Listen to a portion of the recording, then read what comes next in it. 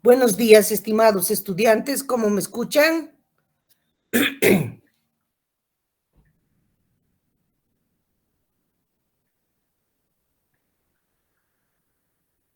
¿Están todos observando la presentación?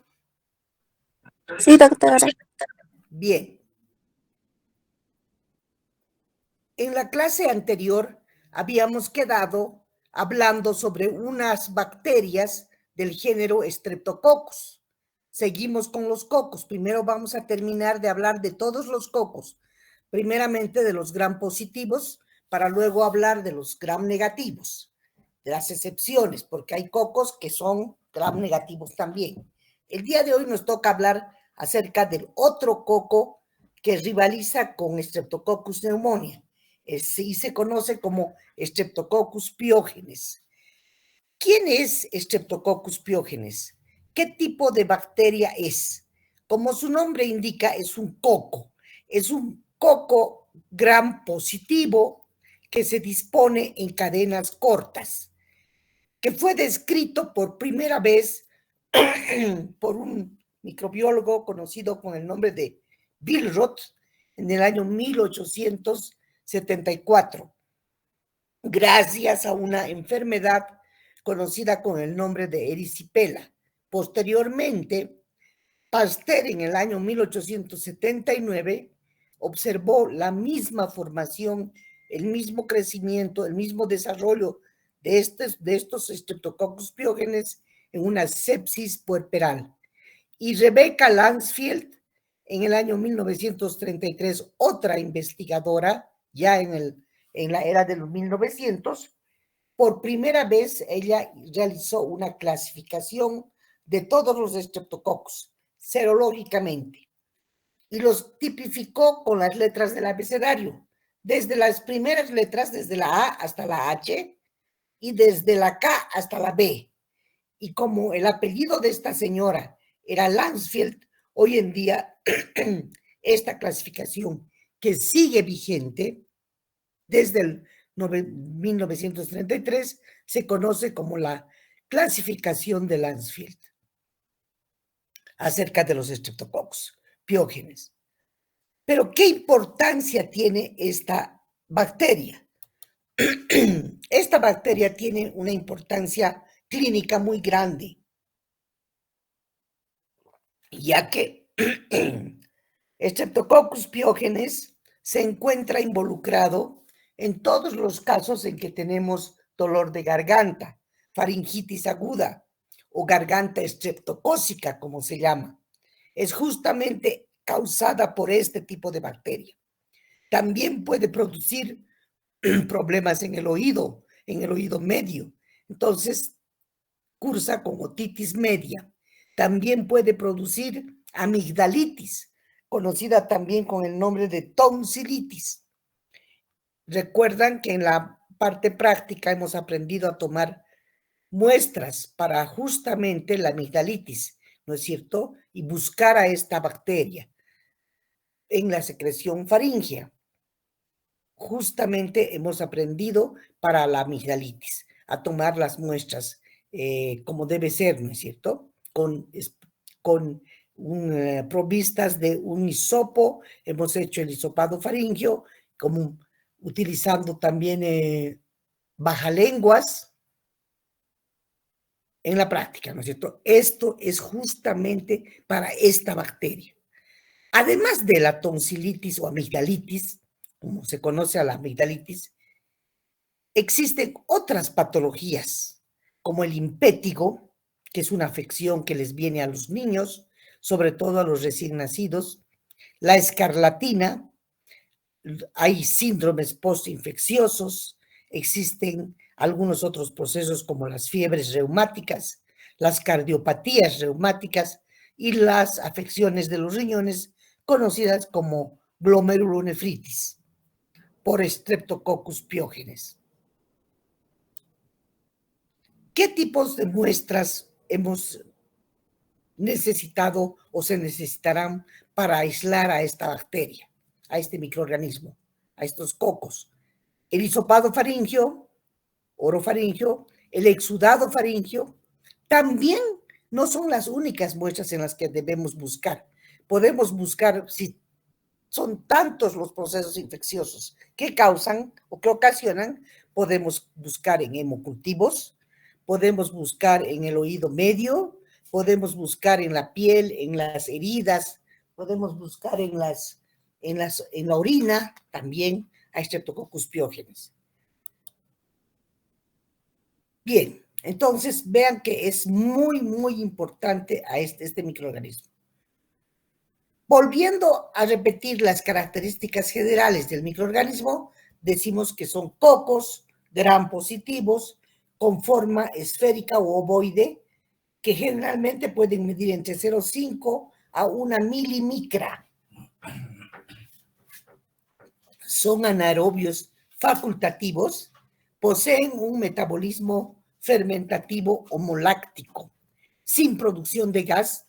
Por lo general, estos cocos crecen a una temperatura de 37 a 35, 36 o 37 grados centígrados, pero es una bacteria muy exigente. Necesita oxígeno en una atmósfera del 5% con dióxido de carbono. Entonces, esta bacteria tenemos necesariamente, el día que queremos hacerla crecer en el laboratorio, tenemos que colocarla dentro de una jarra de Gaspac con una mezcla gaseosa del 5%. Y si no tenemos la mezcla gaseosa, esto se puede suplir con una lata, que yo les decía, una lata de leche nido, con su tapa, cuyo interior coloquemos la placa de Petri, sembrando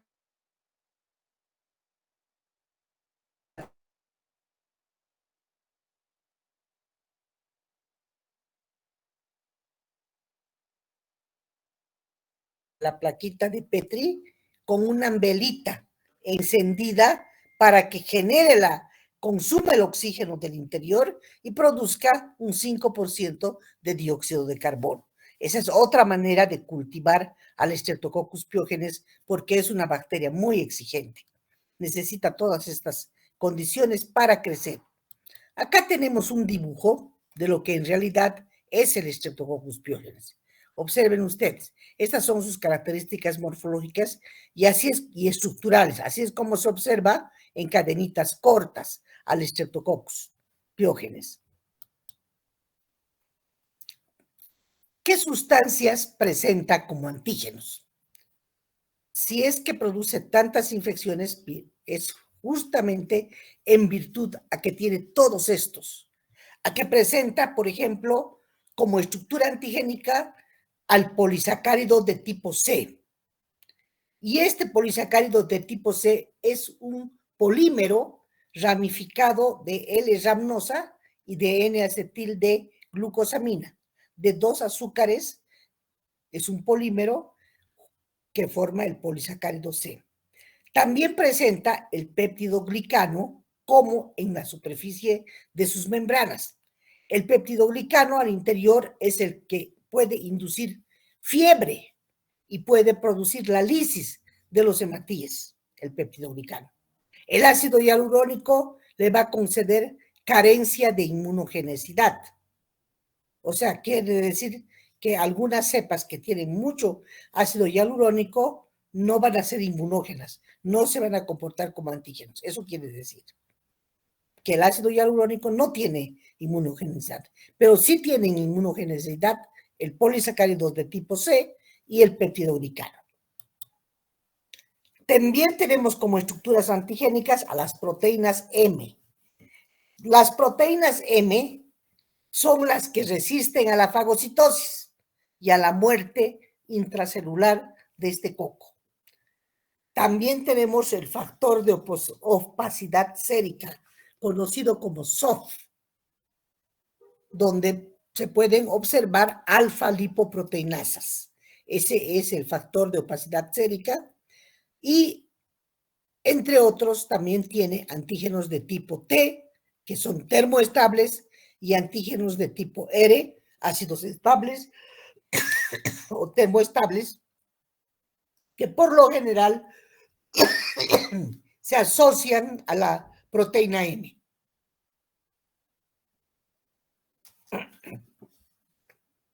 Este que voy a mostrar a continuación es un corte esquemático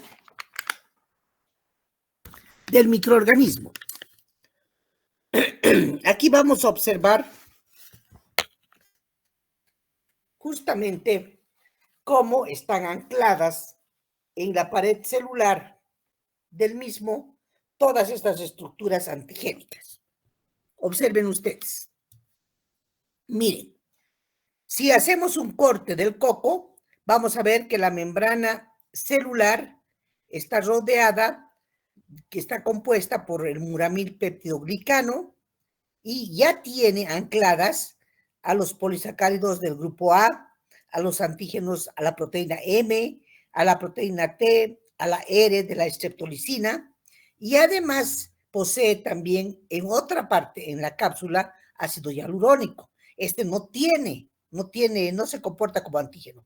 Los que se comportan como antígenos son todos estos, los antígenos M, los antígenos T, R, el polisacárido del grupo A y el peptidoglicano. Todos ellos pueden comportarse. Luego posee ácido lipoteicoico, ¿no es cierto? También, mire, también anclado. Entonces posee también fimbrias alrededor de la cápsula. Esta es una bacteria encapsulada, por eso es que se sabe que es muy virulenta. El ácido hialurónico le confiere esa capacidad. Luego tenemos los productos celulares que son capaces de generar la presencia de Streptococcus pyogenes. Puede producir hemolicinas de la clase de la streptolicina O somática y de la streptolicina S. Generalmente estas hemolicinas sirven para destruir a los hematíes en sangre. También producen exotoxinas piógenas o pirógenas que elevan la temperatura. Y ahí tenemos algunas afecciones como la escarlatina, que es una afección de la piel producida por justamente esta exotoxina que libera Streptococcus piógenes hacia la piel, hacia el tejido de la piel,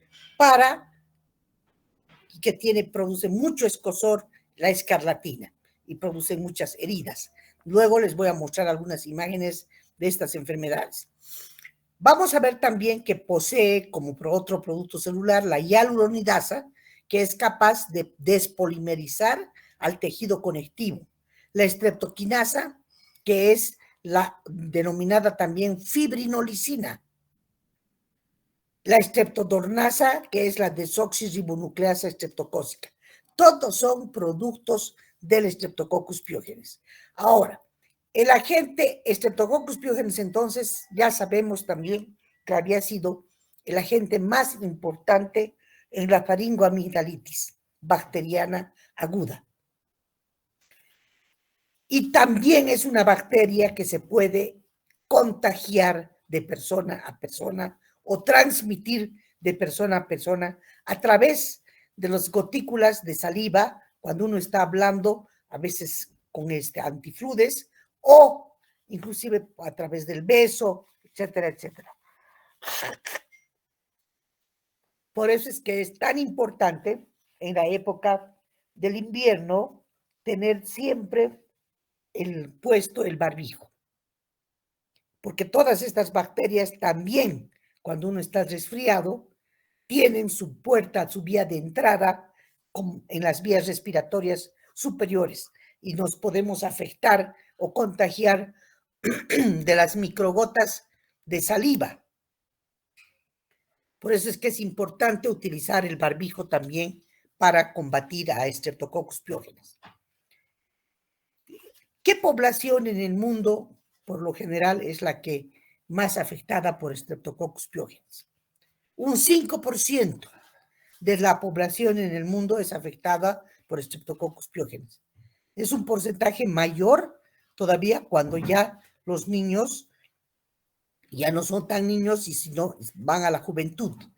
Cuando tienen o son menores a los 20 años es un 5%. Conforme se va haciendo la población cada vez más vieja, estos porcentajes también van subiendo. En la vejez también es muy alto. Hay presentación generalmente de esta bacteria endémica. ¿Qué quiere decir eso? Quiere decir que por lo general se queda a vivir esto, vive por años en la población.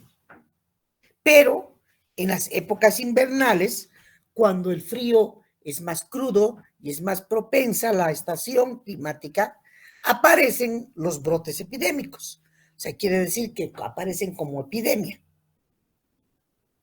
Justamente ahora ya se está observando en los niños mucha brote epidémico de Streptococcus pyogenes, también de otros virus, como el virus sincitial respiratorio, que lo vamos a considerar cuando lleguemos a virología. Ahora no. Veremos cómo es su mecanismo de patogenicidad para el Streptococcus pyogenes. Hemos dicho que ya nos podemos contagiar cuando esta bacteria alcanza las vías respiratorias superiores, o a través del beso, o a través de las gotículas de saliva, que se conoce con el nombre de fludes.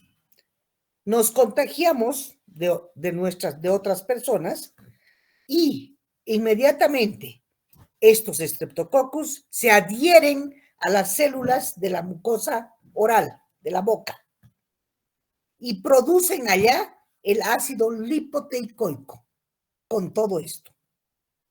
Generalmente el número de microorganismos tiene que ser pues enorme. Imagínense, 2 por 10 a la 7.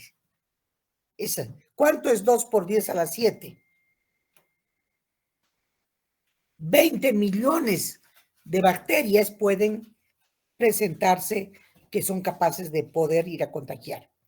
La virulencia, y eso está en las gotas de saliva. La virulencia de esta bacteria consiste pues justamente en la proteína M y en esa cápsula de ácido hialurónico que tienen acción antifagocítica. O sea, los microorganismos se protegen del mecanismo de fagocitosis, que ya lo hemos estudiado en inmunología, justamente por este tema, porque tienen una proteína M y una cápsula compuesta por ácido hialurónico, por eso es que la cepa es más virulenta también.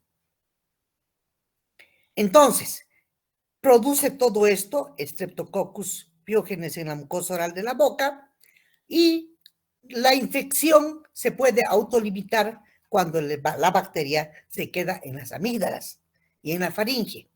Y nosotros podemos tomar la muestra de los abscesos periamigdalinos alrededor de las criptas, ¿no es cierto? En la mayoría de los casos. Pero no siempre se queda ahí. Depende de la situación de su huésped.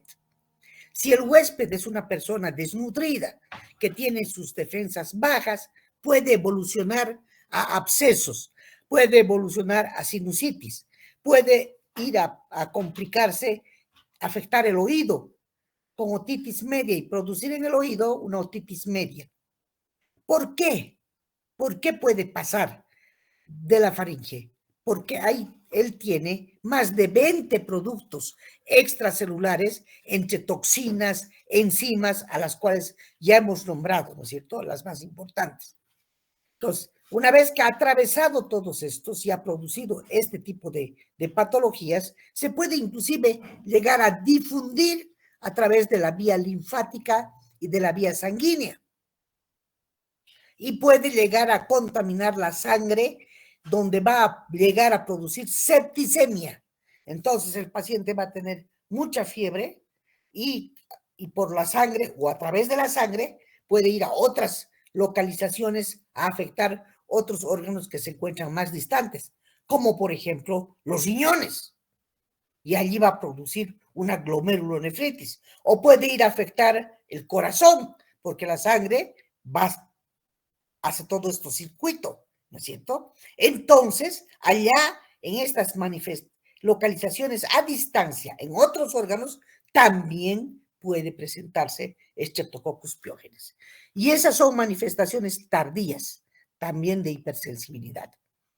Por eso es que la inmunidad hoy en día juega un papel fundamental porque tiene que tener anticuerpos opsonizantes de tipo específico, complemento, el sistema del complemento tiene que estar en todo momento trabajando conjuntamente a la fagocitosis, ¿no es cierto? Recordemos esto es bien importante. Bien, una vez que hemos visto la patología y cómo es su mecanismo para dañar al organismo, hablaremos de cómo puedo yo realizar el diagnóstico en el laboratorio. El diagnóstico en el laboratorio comienza por la toma de muestras de las infecciones respiratorias agudas, de la cual la más importante es el exudado faríngeo. Pero en caso que esté complicado el oído, habrá que tomar también del exudado óptico para poderlo sembrar en una placa de agar sangre y en un caldo de tioglicolato, en un tubo con caldo de tioglicolato, para tratar de aislar al microorganismo. O puedo tomar de la pus alrededor de las amígdalas, del absceso periamigdalino, o puedo tomar de la sinusitis que puede causar, de la pus de los senos perinasales, o también puedo encontrar a Streptococcus pyogenes en el esputo. ¿Qué tengo que hacer después de que he tomado la muestra para el cultivo? En las placas de agar sangre, donde hemos sembrado por estría, ¿no es cierto? Y también en el caldo de tioglicolato. Puedo hacer exámenes microscópicos de los frotis, pero no son útiles en muestras de hisopados faríngeos. Por eso es que no lo hacemos. Puedo realizar pruebas de detección de antígenos, como por ejemplo aglutinación de látex, contrainmuno, electroforesis, la CIEF, coenzima, complemento A. Puedo ver métodos inmunoenzimáticos como la ELISA, anticuerpos fluorescentes. Sí, puedo hacer todas estas pruebas en personas en las que no puedo tener muestras. Sensibilidad, tiene una sensibilidad del 60 al 90% y una especificidad del 98 al 99%. Pero el cultivo en las placas de agar sangre, en el caldo de tioglicolato para aislarlo, sigue siendo el gold estándar para la identificación del microorganismo. Y al decir gold estándar, digo, me estoy refiriendo a la prueba de oro. O sea que nada ha sustituido para aislar a esta bacteria al cultivo. El cultivo sigue siendo la prueba de oro, el gold estándar. Una vez que tenemos el cultivo, hay que observar qué características poseen o presentan las colonias. Después de que se han cultivado 24 horas en la estufa a una temperatura de 35 a 37 grados con atmósfera de 5% de CO2. Habrá que ver no solo las características, sino que habrá que ver el tipo de hemólisis. Si tiene hemólisis alfa, si posee hemólisis beta, si tiene agrupamiento serológico, se ve después y se tipifica con antisueros. La presencia del carbohidrato C, de la proteína M, hay mecanismos de precipitación por látex y también hay exámenes con coaglutinación serológica. Pero existen otras pruebas también en el laboratorio como que son presuntivas y estas sí que son importantes. La sensibilidad a la bacitracina. La bacitracina es un antibiótico que se produce esta sensibilidad porque posee la hidrólisis del pirrolidonil 2-naftilamina pir, o sea, es productor de pirógenos, ¿no es cierto? Y entonces tenemos la sensibilidad a la bacitracina. Para diferenciarlo de Streptococcus pneumoniae, porque Streptococcus pneumoniae tiene sensibilidad a la optoquina, no a la bacitracina. Hoy en día existen métodos de biología molecular. Como está tan adelantada la ciencia, por electroforesis en gel de fragmentos de ADN o ribotipaje. Pero esto no se hace para el diagnóstico del día a día. El cultivo sí. Esto se hace en casos de que yo quiero presentar una tesis en una población de 15 personas contagiadas con Streptococcus pyogenes, y entonces tengo que acudir a otros métodos, ¿no es cierto? Puedo hacer, pero en un laboratorio de investigación. Tampoco los métodos de biología molecular son para utilizarlos todo el tiempo en la rutina de un laboratorio de microbiología. El cultivo sí. Hay otros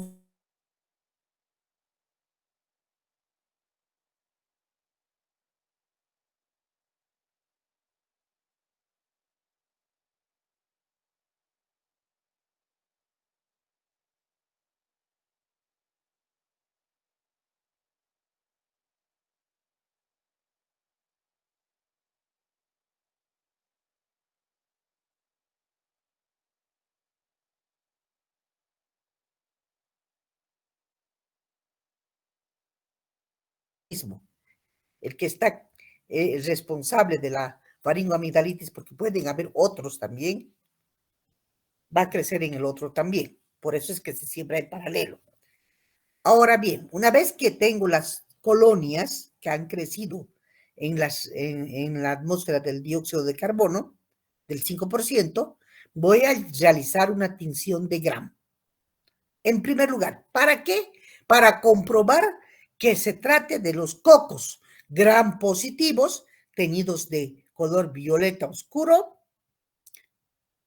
y poder ver a estos cocos dispuestos en cadenitas cortas. También a esas mismas colonias que han crecido en el agar sangre, les voy a realizar la prueba de la catalasa. Y la catalasa para el Streptococcus pyogenes es negativa. La catalasa es una enzima que no posee Streptococcus pyogenes. Ningún microorganismo del género Streptococcus produce catalasa. Solamente Staphylococcus aureus produce catalasa. Es productor de catalasa.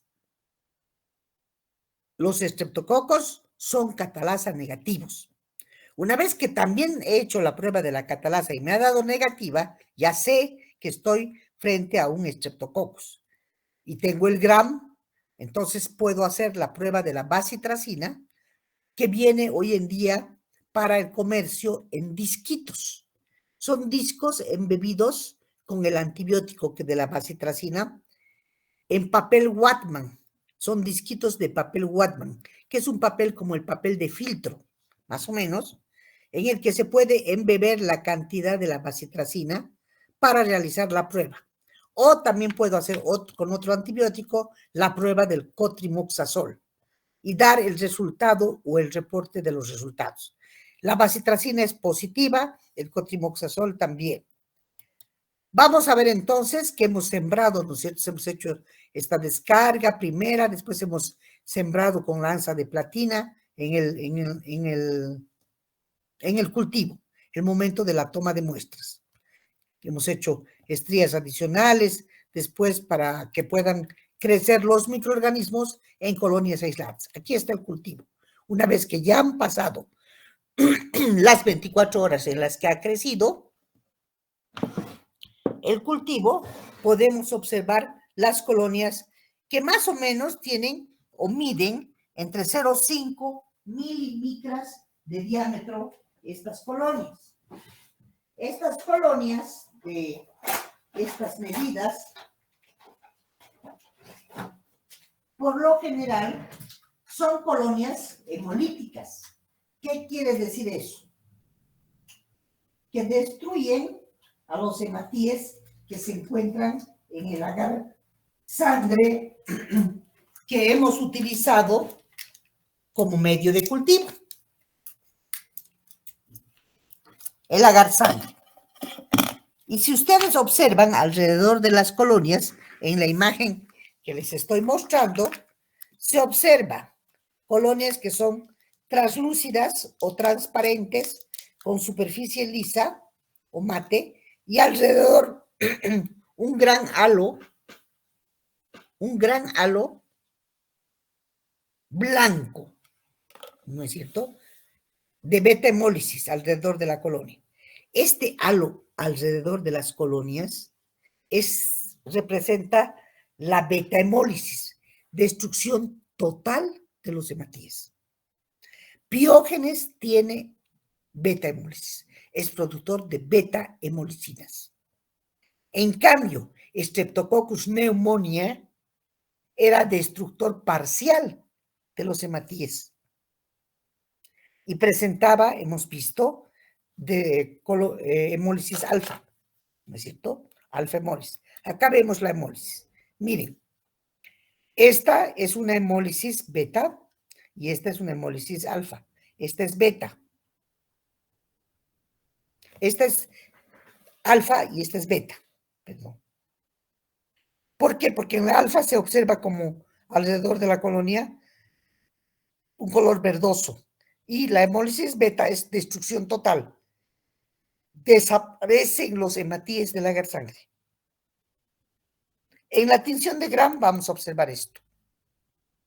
Los cocos en cadenas cortas, ahí tienen la microscopía electrónica y aquí tenemos a los coquitos, cadenitas cortas en un extendido de tinción para la tinción de Gram que se tiene que hacer de las colonias que tengamos crecidas en el cultivo. De allá se saca la muestra para hacer la tinción de Gram. Y eso ya lo vamos a ver en la práctica. Justamente estamos ahí. Vamos ahora a hablar las características diferenciales de estos estreptococos beta-hemolíticos. Hay más estreptococos beta-hemolíticos con beta-hemólisis, no solamente Streptococcus pyogenes, hay otros, como Streptococcus milleri, Streptococcus constellatus, Streptococcus del grupo B, conocidos como Streptococcus agalactiae, que lo vamos a estudiar una vez que terminemos de estudiar a Piógenes, vamos a estudiar a Streptococcus agalactiae, que es muy importante, sobre todo en la transmisión neonatal, materno-fetal en los niños, en el momento del nacimiento, y hay otros estreptococos del grupo C. Entonces, en relación a ellos, el único que es sensible a la bacitracina miren es el Streptococcus pyogenes. Las otras clases de Streptococcus como milleri, constellatus, agalactiae, Streptococcus del grupo C son resistentes a la bacitracina. Igual el Streptococcus pneumoniae. Ahora, pero estamos aquí clasificando solamente a los que producen o son productores de hemólisis total, como los Streptococcus beta-hemolíticos. También tenemos que frente al sulfamethoxazol trimethoprim, que es otro disco de antibióticos que se puede utilizar, es resistente el Streptococcus pyogenes y los otros pueden ser, miren, de distinto comportamiento. El factor PIR es producido por Streptococcus pyogenes, PIR positivo, ¿no? Bien. Entonces, vamos a hablar de la prueba de la bacitracina. Aquí está el disquito. Este es el disco de bacitracina de 0.04 unidades que se colocan o se embeben en este disco para probar si es un Streptococcus pyogenes o no es. Si produce un halo de sensibilidad alrededor de la colonia, alrededor del disco, como en este caso, si es sensible, quiero decir, se trata de Streptococcus pyogenes. O sea, esa es una prueba para probar. Otra prueba para probar son el cotrimoxazol. El Streptococcus pyogenes es resistente al cotrimoxazol. Miren, no hay ningún halo de sensibilidad. Entonces, confirmo que se trata de Streptococcus pyogenes. Y este es un disco también embebido con antibiótico, que es el cotrimoxazol. Hay otros Streptococcus, como el Equisimilis, que puede ser sensible al cotrimoxazol, pero son raros, ¿no es cierto? O sea, se pueden diferenciar unos de otros. Acá tenemos la prueba de la pirrolidonil alfa-naftilamida. No se olviden que este es productor de PIR. ¿Por qué? Porque mide la actividad de la enzima pirrolidonil arilamidasa que hidroliza el PIR y libera alfa-naftilamida más cinamaldehído de color rojo. Estos disquitos de la prueba del PIR también existen para comprar en el comercio. Entonces, ¿qué hacemos? Tomamos un frasquito o un tubo de ensayo o 2 tubitos de ensayo en el que colocamos el reactivo que está embebido en estos discos, aquí, el reactivo, en una ml de solución salina fisiológica o agua destilada estéril. En uno de ellos colocamos la colonia que ha crecido y que queremos saber si se trata o no del Streptococcus pyogenes, y vemos que si se forma un halo rosado o rojo, como en este caso, la prueba es positiva, porque se libera la actividad de la enzima, liberando la alfa-naftilamida más el cinamaldehído que dan este color rojo. Si no se libera, no se trata de Streptococcus pyogenes. Aquí está el disco del PIR, pero ha quedado, hemos colocado también la siembra sobre el disco y no ha dado la coloración rojiza. Queda amarillo. Esto es negativo y esto es positivo.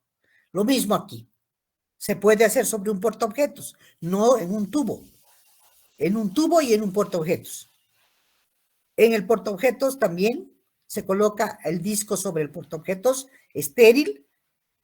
En ambos casos colocamos 2 disquitos, uno con la colonia sembramos y el otro no sembramos.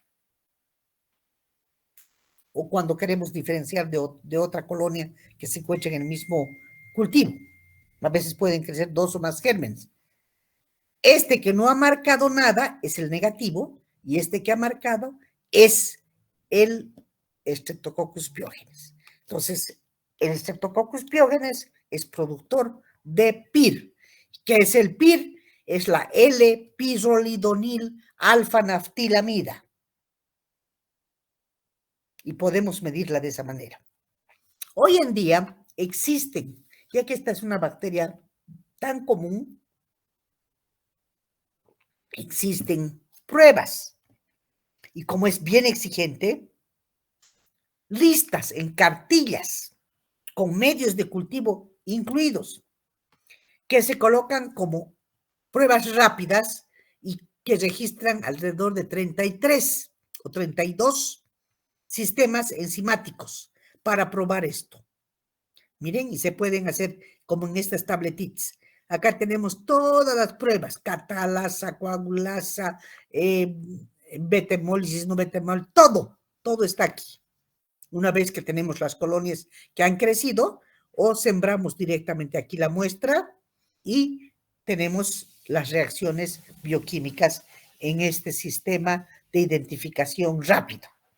Pero esto es caro, eso también es para tesis.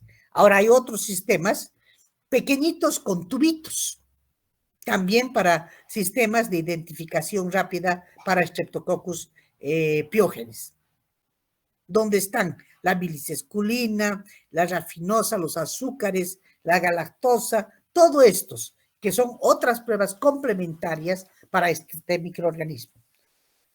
Ahora, nosotros también echamos mano muchas veces de la aglutinación del látex.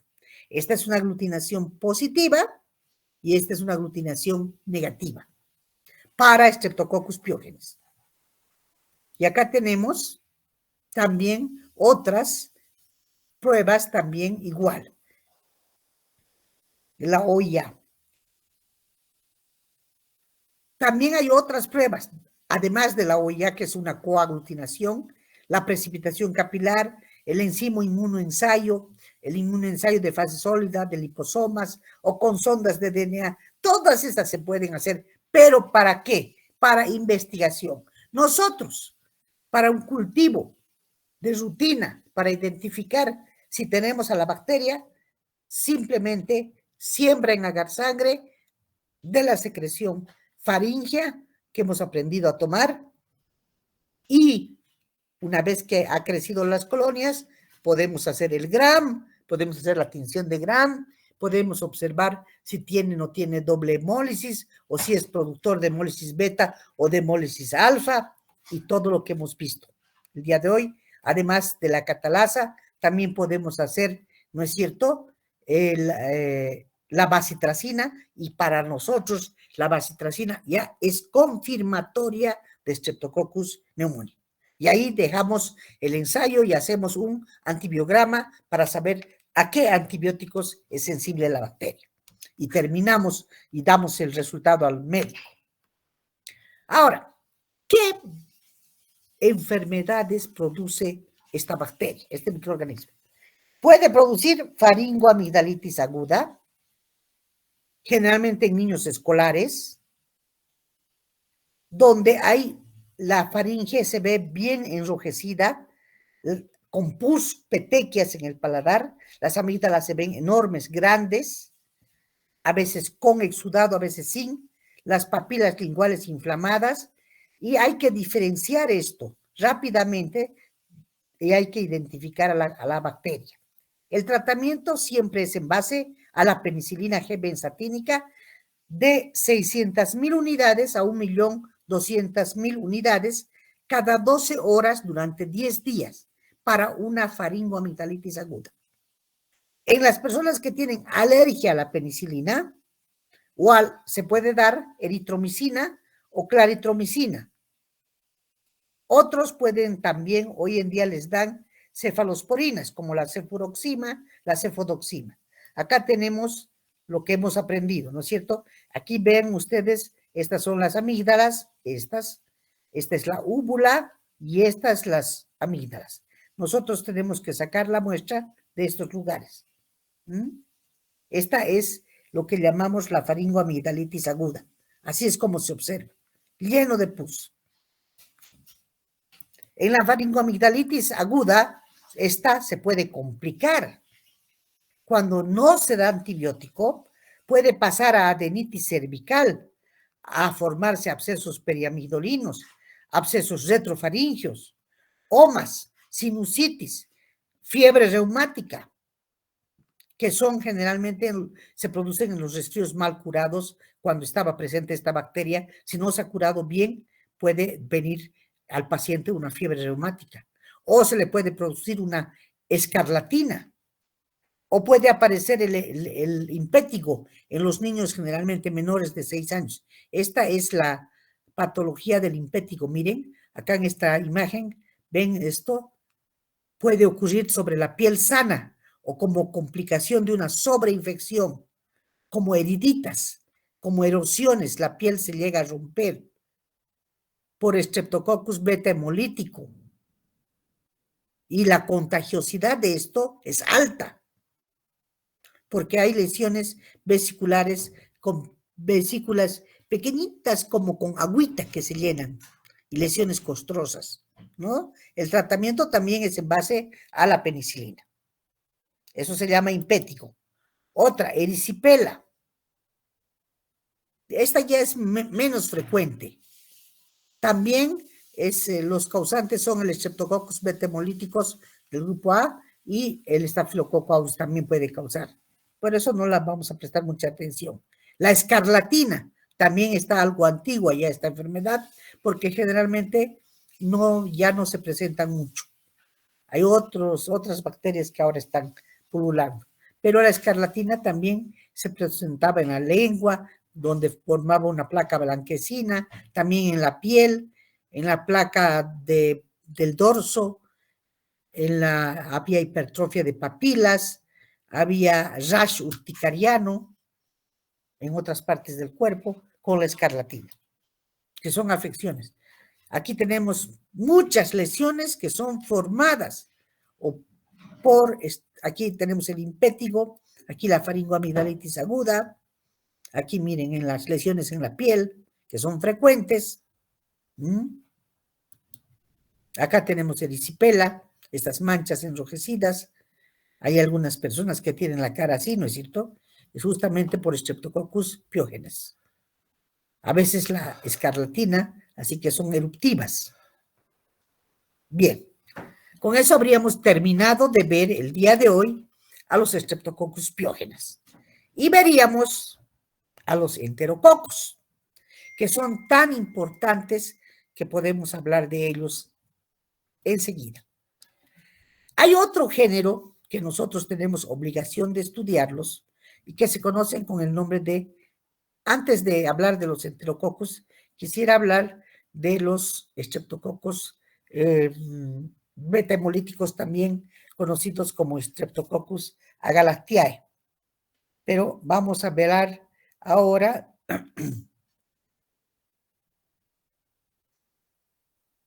de los enterococos. ¿Qué serán los enterococos? Los enterococos son justamente un género también de estreptococos, pero que van a atacar al estómago. Y entonces estos enterococos ya no se llaman estreptococos, sino enterococos, porque atacan a los enterocitos, que son las células estomacales. Y que según la clasificación de Landsfield, existen como Streptococcus, pero del grupo D. Y fueron también llamados los enterococos, o mal llamados enterococos, por Kalina en el año 1970 y Schleifer en el año 1984, ya más cerca de nuestros días, los llamaron enterococos. Y se quedaron hasta el día de hoy como enterococos, pero son también estreptococos. Y tenemos especies muy conocidas, causantes de infecciones intrahospitalares. Enterococcus fecalis y Enterococcus faecium. Además, este Enterococcus faecium incluye otras 12 especies, pero ya no voy a exigirles, simplemente tienen que saber eso. Enterococos son estreptococos también del grupo D, residentes normales del tubo digestivo, ya lo he dicho, presentan alta resistencia, o sea, son la segunda causa de infecciones intrahospitalares en el hospital. Cuando uno ingresa, a veces tiene la mala suerte de justamente contagiarse porque tiene las defensas muy bajas cuando está hospitalizado con enterococos. Y entonces puede hacer una infección intrahospitalaria. Se transmite por las manos del personal hospitalario cuando no se lavan correctamente las manos. O generalmente tienen que utilizar un guante para 2 personas. Entonces llevan la infección de un lugar al otro. Y eso está malísimo. El guante se saca en el momento que uno va a realizar alguna cosa, se coloca y después se bota. ¿No es cierto? Las especies más importantes son Enterococcus fecalis, que generalmente atacan en un 80 a un 90% y producen enfermedad en el ser humano. Responsable la cepa fecalis, Enterococcus fecalis. Y Enterococcus faecium apenas en un 10 a un 15%. O sea, el más frecuente es fecalis. Faecium es el menos frecuente. Pero ambos son causantes de infección intrahospitalaria. Ahora, ¿dónde se adquiere fecalis? Es endógeno. Son poco virulentos. ¿Qué quiere decir endógenos? Que están formando parte de la microbioma y de ahí atacan. Entonces, cuando nos contagiamos de fuera, de enterococos adquisición exógena, llamamos a eso, hay clones de enterococos exógenos que son muy resistentes al medio ambiente, que son los que están viviendo en los hospitales, como cepas intrahospitalares, con los que no se puede combatir por mucha limpieza, por muchos desinfectantes que utilizan, siguen los enterococos. Pueden colonizar y pueden invadir tejidos. Pueden llegar inclusive a reemplazar la flora microbiana usando antibióticos. O pueden transferir plásmidos o a enterococcus endógenos. Estos enterococos tienen muchos factores de virulencia. Producen citolicinas, hemolicinas, producen sustancias de agregación, facilitan el intercambio de plásmidos, facilitan la adherencia a las células intestinales y renales, atacan al riñón también, un 40% poseen la proteína de superficie extracelular, la ESP.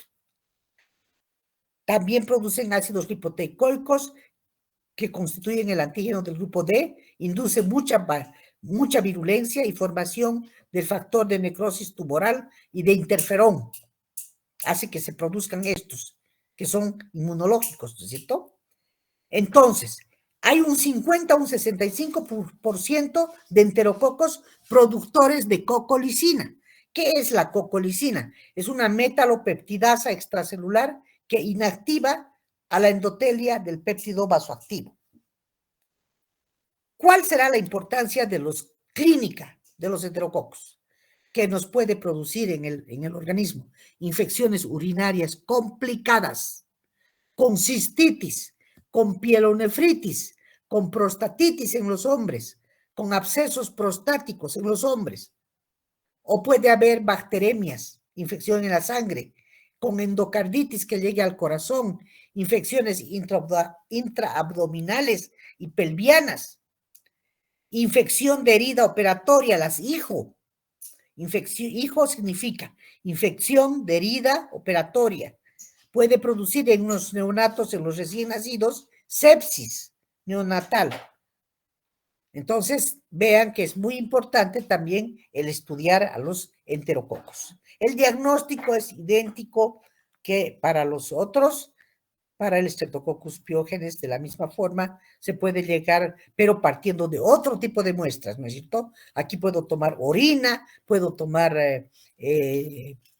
muestras estomacales, muestras de heridas, etcétera. Si están en sangre, puedo tomar muestras de sangre para hacer los cultivos.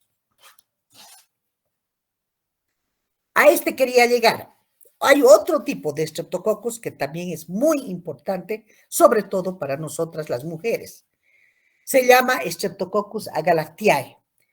¿Quién es Streptococcus agalactiae?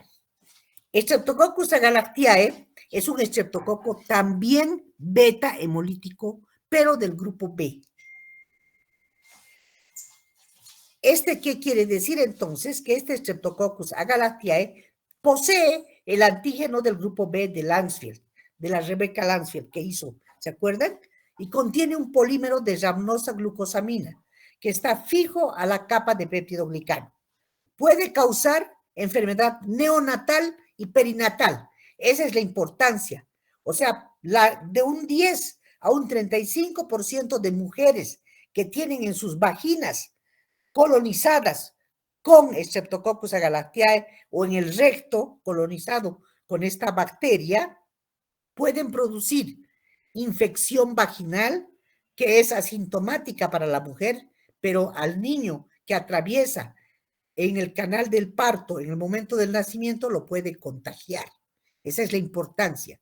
Y es tremendo esto, ¿no es cierto? Entonces puede causar la enfermedad neonatal que se inicia en forma temprana, de 0 a 7 días o de 3.7 en 1000 nacidos vivos.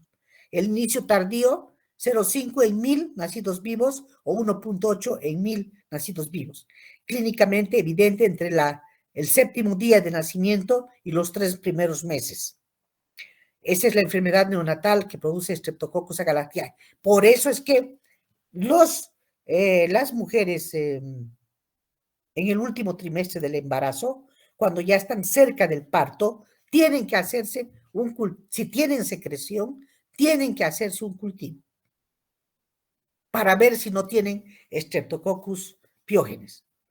Porque después el bebé puede llegar a nacer con una bacteremia por meningitis asociada que es a la forma clínica predominante.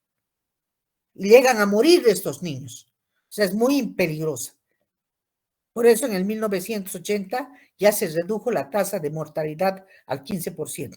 Y en el 1996 el Centro de Cultivos del CDC de Atlanta, que es el laboratorio más grande de referencia del mundo de microbiología, ha hecho recomendaciones sobre el cultivo.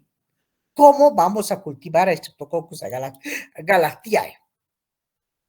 Streptococcus agalactiae se cultiva de hisopados vaginales y rectales que se puede tomar que se puede llevar a cabo, la toma de muestra de estos, en caldos de Tutgewit,